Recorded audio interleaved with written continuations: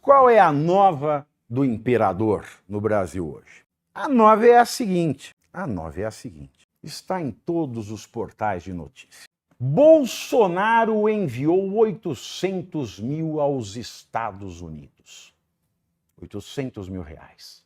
Como é que surgiu esta notícia? E nós vamos mostrar, através da análise desta notícia, que nós não vivemos numa democracia, que, sim, o Alexandre de Moraes comete práticas absurdas e ilegais, e eu vou me abster de chamá-lo de ministro, porque ele não serve nem para ministro da Eucaristia, e também não vou chamá-lo mais de professor porque eu tenho vergonha.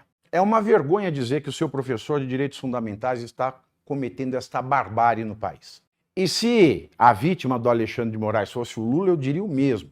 Porque tudo aquilo que eu achei que o Sérgio Moro fez, tudo aquilo que eu achei que era uma barbárie, eu falei que era uma barbárie. Aí todo mundo chamava de comunista, comunista, comunista. Agora que eu falo o que o Alexandre de Moraes está fazendo é uma barbárie contra o Bolsonaro, o povo fica me falando fascista, direitista. Nesse ponto, em matéria de ofício de jornalista, que é entregar uma informação e uma análise imparcial e em conformidade com a realidade do Estado. E também, como compromisso à minha profissão de professor de direito, nesse ponto eu não posso ser nem direita nem esquerda, eu tenho que ser sempre direito e doa quem doer. Então como é que se chegou a esta notícia de hoje dos 800 mil reais do Bolsonaro?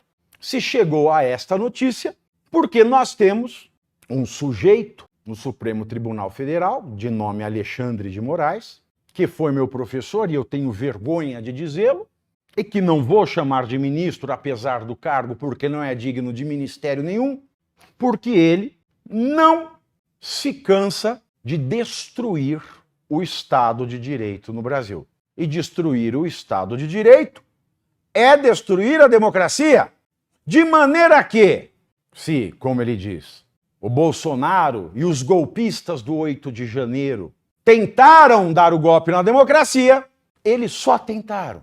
Mas quem conseguiu foi ele, Alexandre de Moraes. Não só conseguiu, como está mantendo este golpe.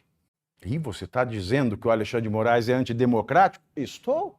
Com base em quê? Com base na lei, com base na Constituição, com base num simples fato da lógica, que é a lógica desde que Aristóteles esteve entre nós, no século V a.C., portanto, há 2.500 anos, pela lógica eu posso dizer, um ato antidemocrático não justifica outro ato antidemocrático posterior. E o ato democrático posterior não absolve o ato antidemocrático anterior. Todos são antidemocráticos. O erro 1 não justifica o erro 2. O erro 1 não justifica o cometimento do erro 2. E o cometimento do erro 2 não desculpa o cometimento do erro 1.